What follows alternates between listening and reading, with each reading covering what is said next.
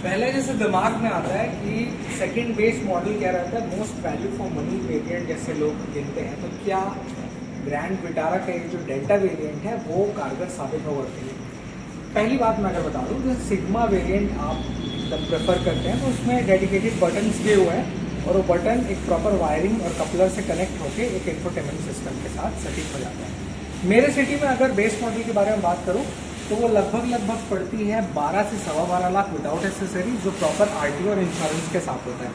अब इसे दो चीज़ों को एक्सक्लूड आप कर दें तो अब सवाल आता है कि डेल्टा वेरिएंट हमें क्यों प्रेफर करना चाहिए।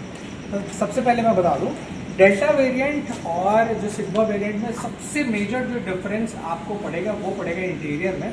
और जैसे इंटीरियर में आप एंट्री करते हैं ना, तो सबसे पहले दिमाग में ये रहता है कि हमें क्या चीज़ एक बेहतर रूप से देखने मिलेगी, तो वो है एक मोस्ट इम्पॉर्टेंट चीज़, और वो है उसका सेंटर का इंफोटेनमेंट सिस्टम। तो इसमें जो इंफोटेनमेंट सिस्टम दिया है वो कितना बेहतर है, क्या हमें सिग्मा लेना चाहिए या डेल्टा हम लेके ज़्यादा संतुष्ट हो सकते हैं, वो इस वीडियो में मैं आपको थ्रू आउट बताऊँगा। तो सबसे पहले अगर मैं बताऊँ तो इसका जो बेस मॉडल है इसमें सेम ऐसी क्रोम टचअप, ये पियानो ब्लैक फिनिश का जो एक पूरा सेटअप है वो same as it is Delta में भी मिलता है, तो कोई डिफरेंस नहीं है। अब दिमाग में ये आता है कि ये जो DRL सेटअप है, क्या एक बेस के ऊपर हम इतना लाख रुपए खर्च कर रहे हैं तो उसमें कुछ बेहतर दिया होगा, तो सेम आपको बेस मॉडल में मिलेंगे। नीचे जो हेडलैम्प्स है, ये जो येलो फॉर्मेशन के प्रोजेक्टर, ये भी आपको बेस मॉडल से मिलते हैं। फिर जैसे फ्रंट की और लुक को आप देखेंगे तो लगभग अप्रॉक्सीमेशन पूरा वो सेम ग्लैंस देता है जो बेस मॉडल में मिलना चाहिए। मेन खेल जो है वो थोड़ा बहुत मुझे लगता है इंटीरियर में, और वहीं पर जैसे आप यहाँ देख रहे होंगे तो आपको अपोलो के टायर्स दिए हुए हैं, और अपोलो के टायर्स में कुछ इस प्रकार की ग्रिपिंग मिलती है विच इज़ गुड इनफ। और जैसे ऊपर का व्हील कवर आप देख रहे हैं तो ये मेटल में ना देते हुए एक प्रॉपर जो प्लास्टिक फाइबर है वैसा वाला मिल जाता है, जिसमें सेंटर में जो सुजुकी है उसका लोगो है। सेक्शन से आप ऑलरेडी वाकिफ है, पर फिर भी मैं बता देता हूँ आपको 215/60 R17 इंच जो बेस मॉडल से मिलती है वही कंटिन्यूएशन आपको यहाँ पर मिल जाता है। बेस मॉडल से ही आपको कीलेस एंट्री मिलती है which is the best part. और जैसे मैं एंट्री करता हूँ तो यहाँ पर इंटीरियर कुछ ऐसा लगता है। अब जैसे इंटीरियर को मैं दिखाऊं, मैं आपको क्लोज बाय दिखा देता हूं। तो इंटीरियर में जैसे देख रहे होंगे ना, तो यहाँ पर मेन खेल अब शुरू हो जाता है। जैसे यहाँ पर सेम MID स्क्रीन है जो आपको बेस मॉडल से मिल जाती है, जो जैसे आप यहाँ नोटिस कर रहे होंगे लेफ्ट और राइट साइड में एनालॉग फॉर्मेशन है, बीच का जो है डिस्प्ले फॉर्मेट है जो थोड़े बहुत इन्फॉर्मेशन बता देता है। वहीं आप जैसे ऊपर वेरिएंट जाते हैं तो ऊपर वेरिएंट का बस प्लस पॉइंट ये हो जाता है कि ये जो पूरा सिस्टम है इसमें जैसे आप यहाँ पर ड्राइव मोड शिफ्ट करते हैं जो कि स्नो और स्पोर्ट रहता है, तो इसके इंटरफेस में थोड़ा सा अंतर आ जाता है और यहाँ पर बता देता है। बाकी जैसे बेस और सेकंड बेस मॉडल में लगभग ये वही चीज़ है। मेन जो चीज़ों के लिए आप जो पैसा डालने वाले हैं वो है ये वाला चीज़। अब जैसे मैं इस वाले चीज़ के बारे में बताऊँ तो सबसे पहले इसको ऑन करने के बाद डिस्प्ले फॉर्मेट कुछ ऐसा मिलता है, और वो कुछ बड़ा नहीं है डिस्प्ले फॉर्मेट, ठीक, वो छोटा सा ही है। और इतने डिस्प्ले फॉर्मेट के साथ आपको सुजुकी कुछ इस प्रकार से चलता हुआ दिखेगा। और जैसे ये चलेगा ना, तो मैं आपको थोड़ा सा और डिटेल बता देता हूँ। तो जैसे यहाँ पर ये चला, इसमें जो इन्फॉर्मेशन नॉर्मल आप पहले से पुटअप देख चुके हैं वो आपको एज यूजुअल मिल जाता है। ये ऑटोमेटिक वेरिएंट है। और जैसे ऑटोमेटिक वेरिएंट मेरे दिमाग में आता है तो बहुत सारी चीज़ें आती हैं। ऑटोमेटिक वेरिएंट की कीमत क्या होगी, अगर क्योंकि एक अच्छा परफॉर्मेंस वाला जो ट्रांसमिशन रहता है वो ऑटोमेटिक में देखने मिलता है, तो क्या हम इतना पैसा इन्वेस्ट कर सकते हैं। तो मैं बता दूं, डेल्टा मेरे सिटी में 15,95,000 कुछ पड़ जाता है। आपके सिटी में डेफिनेटली थोड़ा बहुत वैरी करेगा। और इस ऑटोमेटिक वेरिएंट के साथ एक सफिशिएंट जो इसका स्मूथ ट्रांसमिशन है उसका आप मज़ा ले सकते हैं। और वहीं पर जैसे मैं यहाँ का दिखाऊं तो ये जैसे आप देख रहे होंगे कीज वही सेम यूजुअल बोरिंग वाला मिलता है, बट ठीक है यार।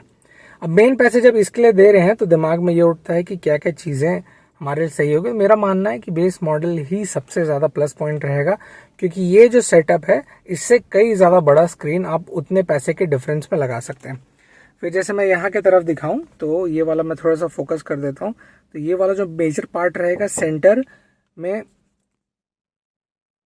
और वो है इसका जो ब्राउन टच फील दे रहा है ना, ये थोड़ा सा मुझे लगता है कि डुअल टोन के हिसाब से इफेक्टिव है। अब देखिए, डुअल टोन को मैं ज़्यादा एम्फेसिस इसलिए भी कर रहा हूँ क्योंकि ये जो डुअल टोन फॉर्मेशन है इसके भी बहुत सारे तौपेज खेल हैं, क्योंकि जैसे आप एक प्रॉपर हाइब्रिड ऑप्शन जाते हैं इस ग्रैंड विटारा में, तो मैं अभी आपको कुछ समय बाद दिखा दूंगा उसमें क्या गजब चीज़ है कि ये जो पूरी पोर्शन है ये ब्लैक है। तो मैं 1-2 दिन में वीडियो लाने वाला हूँ, फिर उसके बाद आप देख के अपना कंक्लूजन बता दीजिएगा। फिर सेम एज इट इज़ जैसे यहाँ डुअल टोन है, यहाँ भी same as it is dual tone दिया हुआ है। ये थोड़ा सा प्लास्टिक टच है बट हल्का सा लेदर फील ये देता है। फिर हाँ, जैसे ये भी बता दूं, स्टार्ट स्टॉप बटन आपका बेस मॉडल से ही मिल जाता है, which is a plus point. फिर जैसे मैं बाहर जाऊं तो बाहर कुछ इस प्रकार से लुक फॉर्मेशन मिल जाते हैं, और जैसे कीलेस एंट्री के लिए जो ऑप्शन है ये बेस मॉडल से मिल जाते हैं, वो जो हमने बता दिया है। फिर साइड के ग्लेंस में देखेंगे तो एक अच्छा प्रॉपर कटिंग गेस्चर डिज़ाइन जो इस व्हीकल में मिलना चाहिए वो मिल जाता है। 6 कलर्स सिंगल टोन में अवेलेबल है और 3 कलर्स डुअल टोन में। जो अभी आप देख रहे हैं ये सिंगल टोन है और इसकी कीमत मैंने बता दी है। स्मार्ट हाइब्रिड के साथ 4 वेरिएंट आता है, सिग्मा, डेल्टा, जेटा और अल्फा। और जो इंटेलिजेंट इलेक्ट्रिक हाइब्रिड है उसे जेटा प्लस और अल्फा प्लस के वेरिएंट में पुटअप किया गया। इंजन आप ऑलरेडी वाकिफ है, पर फिर भी मैं एक बार बता देता हूँ। इसमें अगर आप स्मार्ट हाइब्रिड लेते हैं जो सिंपल इंजन है, मारुति सुजुकी में पहले भी आप देख चुके हैं, 1.5 लीटर का 4 इनलाइन सिलेंडर जो कि 103 bhp का पावर लगभग निकाल के देता है। और वहीं पर अगर टॉर्क की बात करूँ तो 136.8 Nm का निकाल के देगा। एक अभी जो मैंने बताया ये ऑटोमेटिक ट्रांसमिशन था, और दूसरा जो ट्रांसमिशन है वो है आपका मैनुअल जो 5 स्पीड गियरबॉक्स के साथ आता है। ऑल ग्रिप ऑप्शन भी है, 4 व्हील ड्राइव में भी आपको मिल जाएगा। और माइलेज जैसे मैं अगर पकड़ूं तो जितना क्लेम है उससे आप कुछ पकड़ के चलिए, तो उस कम के हिसाब से मेरा मानना है कि लगभग ये 17 से 19 के बीच में निकाल के देगा। और कभी ऐसा प्लान बनता है तो मैं बताता हूँ। अब जैसे बहुत सारे लोगों का ना ग्राउंड क्लियरेंस को लेकर भी थोड़ा सा क्वेश्चन था, तो बता दूं इस व्हीकल में ग्राउंड क्लियरेंस लगभग आपको 210 mm को मिलेगा, जो कि प्रॉपर ऑफ रोडिंग के लिए काफ़ी ज़्यादा होता है। फ्यूल टैंक कैपेसिटी इस व्हीकल की लगभग मिल जाती है 45 लीटर की। अब जैसे बाकी मैं चीज़ों के बारे में बताऊं तो जैसे आप ऊपर मॉडल में जाते हैं तो अभी कंप्लीट जो 6 एयरबैग का सेटअप है वो सब मिल जाता है। बाकी नॉर्मल बेस मॉडल से आपको ABS EBD और 2 एयरबैग्स मिलने शुरू हो जाते हैं। और बाकी बहुत सारी चीज़ें हैं जो एक सफिशेंट इस गाड़ी के लिए बेहतर होनी चाहिए, पर मेरा मानना है कि इस प्राइस रेंज के हिसाब से अगर आप इन्वेस्टमेंट कर रहे हैं तो बेस मॉडल एक पहला प्रायोरिटी टर्म रखिए, क्योंकि उतना ज़्यादा डिफरेंस मुझे इस गाड़ी में नहीं मिला देखने। पर ऐसा नहीं है, एक प्रॉपर अगर आप दिमाग लगाएं और चाहते हैं कि ये गाड़ी भी आपके घर में होनी चाहिए तो आप ये भी ले सकते हैं। बट मेरा एक प्रॉपर सजेशन है, बेस मॉडल पे इन्वेस्टमेंट ज़्यादा बेहतर रहेगा। या तो अगर आप थोड़ा सा ऊपर मॉडल जाते हैं तो बहुत सारी चीज़ें बेहतर हो जाती हैं।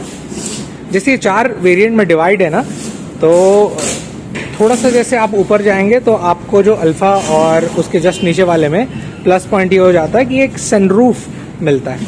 और जैसे टॉप मॉडल में अगर आप सनरूफ वाली व्हीकल प्रेफर करते हैं तो बहुत ही जायगेंटिक पैनोरामिक सनरूफ मिल जाता है, जो कि इसका एक प्लस पॉइंट साबित होने वाला है। फिर ऑल ग्रिप ऑप्शंस भी आ जाते हैं और बाकी सारी चीज़ें आपके लिए जो एक सफिशिएंट रहेंगी। तो इन्वेस्टमेंट के तौर पे base model is absolutely amazing. Second base model मेरा मानना है कि उतना ज़्यादा वैल्यू फॉर मनी नहीं है, और इसलिए भी मैं बोल रहा हूँ कि वैल्यू फॉर मनी नहीं है क्योंकि जैसे बाकी बेस मॉडल में और सेकंड बेस मॉडल में फ़र्क वाले में ये जो प्रॉपर बटन्स और वायरिंग नहीं छोड़ते हैं, तो इसमें क्या है कि प्रॉपर बटन्स और वायरिंग छोड़ा है तो उसका प्लस पॉइंट ये रहता है कि आप बाहर से या तो इसी कंपनी मारुति सुजुकी से आप इसका जो इंफोटेनमेंट सिस्टम है वो डाल सकते हैं। तो ओवरऑल परफॉर्मेंस के साथ ये कुछ रहा सेकेंड बेस मॉडल, जो कि डेल्टा वेरिएंट के नाम से जाना जाता है। आपको कितना बेहतर लगा मुझे नीचे कमेंट्स में ज़रूर बताइए, और इसके कंपैरेटिवली मैंने और बाकी वेरिएंट भी डाल दिया है, अगर आपने वो नहीं देखा है तो आप वो ज़रूर देख लीजिएगा। तो ये जो सामने का क्रोम टच के साथ इसका जो बेस मॉडल आपको कितना इफेक्टिव लगा वो मुझे नीचे कमेंट्स में ज़रूर बताइएगा। अब जैसे हाई राइडर के कंपैरेटिवली अगर मुझे ये गाड़ी समझ में आए तो ये थोड़ा सा ना SUV वाला फील देता है। जैसे सामने का लुक मैं इसी पोर्शन को बताऊं तो ये जो सामने का फ्रंट ग्रिल है वो काफ़ी ज़्यादा स्प्रेड आउट है, और वहीं पर जैसे अगर आप हाई राइडर लेते हैं तो यहाँ से वो साइड शुरू होता है और इसका जो DRL का सेटअप है वो यहाँ पर ख़त्म होके ये जो पोर्शन है ये पियानो ब्लैक फिनिश में दिया हुआ है, ठीक। और वहीं पर जैसे नीचे भी लुक में थोड़ा डिसेंट लगता है, इसलिए वो थोड़ा उतना ज़्यादा बल्कियर नहीं लगता। वहीं पर जो मेन डिफरेंस इसका शुरू होता है वो है इसके बैक लैम्प्स का। और वहीं पर जैसे बैक लैम्प्स का देख रहे होंगे ना, तो बैक लैम्प्स की ये जो लाइनिंग है, जो टेल गेट, एक स्टेबल है और दूसरा ओपनेबल में जो जुड़ के आ रहा है, ये चीज़ आपको जो हाई राइडर में है वो सिर्फ इतना पोर्शन कवर मिलेगा, और यही चीज़ बेस मॉडल से मिल रहा है। That will be a plus point. तो अगर आपको कंपैरेबल टर्म में भी देखना है ग्रैंड विटारा का हाई राइडर के साथ, तो मुझे नीचे कमेंट्स में ज़रूर बताइएगा। तो see you in the next video.